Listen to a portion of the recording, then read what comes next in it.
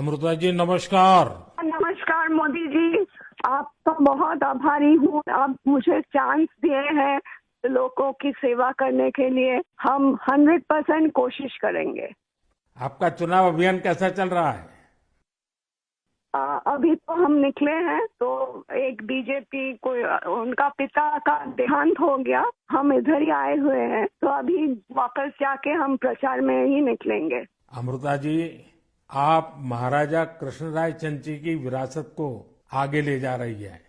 एक बात आपको हम शेयर करना चाहेंगे, हम क्या कह सकते हैं? जी जी जरूर, मुझे अच्छा लगेगा। ये जो महाराजा कृष्णचंद्र का हम फैमिली है, तो उसका भी ये लोग विरोध कर रहे हैं। क्या बोल रहे हैं कि वो ब्रिटिश के साथ साथ दिया था, फिर वो मैंने हम लोगों को गद्दार समझते हैं। क्यों किया वो नहीं बोल रहा है। इतना जमीन दान किया, इतना सब लोगों के लिए किया, भलाई के लिए किया, वो सब नहीं बोल रहे हैं। लेकिन क्या बोल रहे हैं, तो हम बोला कि क्यों किया ऐसा महाराजा कृष्णचंद्र। अगर नहीं करते तो हमारा सनातन धर्म तो पूरा खत्म हो जाता है कि नहीं। तो वो बात है, क्योंकि तब का वो जो नवाब थे सिराजुद्दौला, तो वो तो बहुत अत्याचारी भ्रष्टाचारी थे।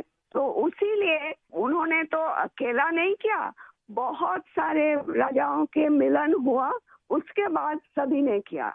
जगत सेठ भी थे और राजाओं थे, तो उसी सभी के मेहनत से ये काम सफल हुआ। तो अगर नहीं होता, आज हम हिंदू नहीं रह पाते, हमारा भाषा दूसरा होता, हमारा वेशभूषा एकदम अलग होता और सभी अलग हो जाते। हम तो दूसरों के अधीन रहते ना, यही बात है। अमृता जी, बचपन में हमारे यहाँ हम लोगों को जो पढ़ाया जाता था, उसमें कृष्णचंद्र राय की समाज सुधार का काम, बंगाल के विकास का काम, बंगाल के विकास के मॉडल, ये सब सुनने को मिलता था बचपन में। अब देखिए, ये वोट बैंक की राजनीति करने वाले लोग हैं, तो बहुत ही अनाप शनाप आरोप लगाएंगे और 300 साल पहले की घटना निकालेंगे, 200 साल पहले की घटना निकालेंगे और बदनाम करने का प्रयास करेंगे। वे खुद अपने जो वर्तमान पाप है उसको छिपाने के लिए वो ऐसी चीजें ढूंढते रहते हैं। लेकिन जब भगवान राम की बात आती है, तो वो कहते हैं कि सबूत कहाँ है, इतनी पुरानी बात क्यों निकालते हो। लेकिन जब कृष्णचंद्र राय की बात आती है तो वो तुरंत निकालते हैं। तो इस प्रकार से उनके दोगलापन होता है और आपको इसका बिल्कुल मन में प्रेशर नहीं लेना चाहिए। आपने तो बंगाल का उज्जवल भविष्य और आपका स्वयं का जीवन भी लोगों के लिए रहा है। हाँ जी। और आपके सामने बंगाल की विरासत को बचाने की भी चुनौती है। और आप इसे कैसे देख रही हैं? आप? हम पॉजिटिवली देख रहे हैं। हमारा लड़ाई जो है लोगों का सेवा के लिए है, करप्शन हटाने के लिए है और वंचित लोगों के उपकार में आने के लिए है। आपने देखा होगा, इन दिनों लड़ाई दो खेमों में बट गई है। एकदम। एक हमारा खेमा है जो इस देश से भ्रष्टाचार को मिटाने के लिए कदम उठा रहा है, और दूसरा हमारे सामने वाला खेमा है, वो भ्रष्टाचारियों को बचाने के लिए इकट्ठे होना, एक दूसरे को बचाने के लिए लड़ाई लड़ना, आरोप करना, और जिन्होंने पहले खुद ने आरोप किए थे वो भी उनको बचाने में लग गए हैं। यानी उनके लिए देश उनकी प्राथमिकता नहीं है, सत्ता ही उनकी प्राथमिकता है। और इसलिए चुनाव में हमने भ्रष्टाचार मुक्त भारत बनाने के लिए लड़ना है, क्योंकि हमारे देश के युवाओं का भविष्य उज्जवल बने, इसलिए भ्रष्टाचार से मुक्त देश होना ही चाहिए। आपको देखकर ही हम आए हैं। जी अमृता जी, मैं बहुत आपका आभारी हूं, क्योंकि हमारी टोली को आपने जब ये बताया तो मुझे जरूर लगा कि मुझे एक बार आपसे बात करनी चाहिए। अमृता जी, बंगाल के अन्य इलाकों की तरह हाँ जी, कृष्णानगर में भी बीजेपी को बहुत उम्मीद के नजर से देखा जाता है। अब आप वहां लोगों से मिल रही हैं, आपको भी लोगों का उत्साह उमंग फील होता होगा। बहुत जनों ने बोला उन लोगों का डीए अटक गया। बहुत जनों ने बोला स्कूल में भर्ती कराने के लिए लाखों का पैसा चाहिए। बहुत जनों ने बोला हमको कि हमको बोला था कि घर देंगे, नहीं दिया। तो क्या बोले इसको। अमृता जी, मैं आपको एक बात बताता हूँ। हाँ जी। मैं एक लीगल एडवाइस ले रहा हूँ। हाँ हाँ, प्लीज बोलिए। हमने बंगाल में ये ईडी वालों ने करीब 3,000 करोड़ रुपया इनका अटैच किया हुआ है।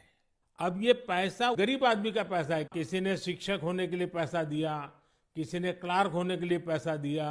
वो सभी लोग जानते हैं। वो एकदम फेडअप हो गया, एकदम हाल छोड़ दिया। हम जो देख रहे हैं टीएमसी के ऊपर बहुत लोग नाराज है क्योंकि ये सब बहुत अत्याचार हो रहा है। तो मैं जो लीगल एडवाइस ले रहा हूँ, तो मेरी इच्छा ये है, अगर मुझे लीगल एडवाइस मिलेगी तो नई सरकार बनते ही जो भी कानूनी प्रावधान करना पड़ेगा, कुछ नियम बनाने पड़ेंगे, तो मैं ये जो 3,000 करोड़ रुपया है, जो गरीब लोगों का पैसा है और जिसने इस प्रकार का पैसा रिश्वत में दिया है, उन सबको मैं वापस पैसा करना चाहता हूं।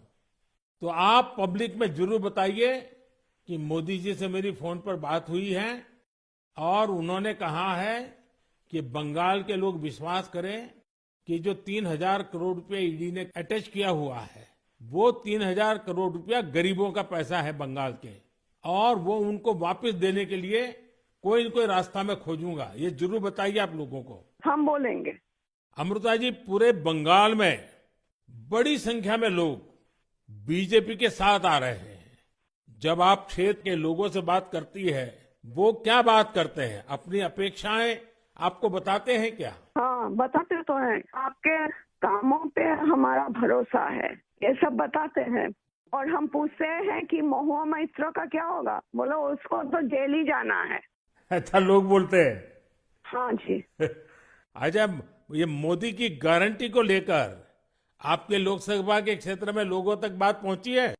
हाँ हाँ, हम तो बोले हैं। तो बोला मोदी जी की तरह हमारा भी गारंटी है, हम जरूर कोशिश करेंगे आपका सेवा में आने का। अमृता जी, मुझे बहुत अच्छा लगा आपसे बात कर करके, और मुझे विश्वास है कि आप विजयी होकर के आपके परिवार की जो बंगाल की सेवा करने की परंपरा रही है, उस परंपरा को आप आगे बढ़ाएगी। आपने चांस दिया है, इसलिए हम आभारी हैं। आपने ये चांस मुझे सौंपा है। बस आप जीत करके आइए, हम मिलकर के बंगाल के लोगों की बहुत सेवा करेंगे। और आप भी जीतने के बाद पहले 100 दिन में कृष्णनगर में क्या करना है, उसका पूरा काम निकाल के रखिए। मैं पूरी तरह आपके साथ खड़ा रहूंगा, और उसमें से जो भी काम भारत सरकार को करने होंगे, वो तुरंत कराने का हम प्रयास करेंगे। आपका आशीर्वाद मुझे चाहिए बस। जनता का आशीर्वाद हम सबको चाहिए। जनता का आशीर्वाद ही हमारी सबसे बड़ी ताकत है। लेकिन आप मुझे गाइड करिए, ये हमारा रिक्वेस्ट है। नहीं, बिल्कुल हम संपर्क में रहेंगे, और मेरी आपको बहुत शुभकामनाएं हैं। बहुत बहुत धन्यवाद जी। नमस्कार।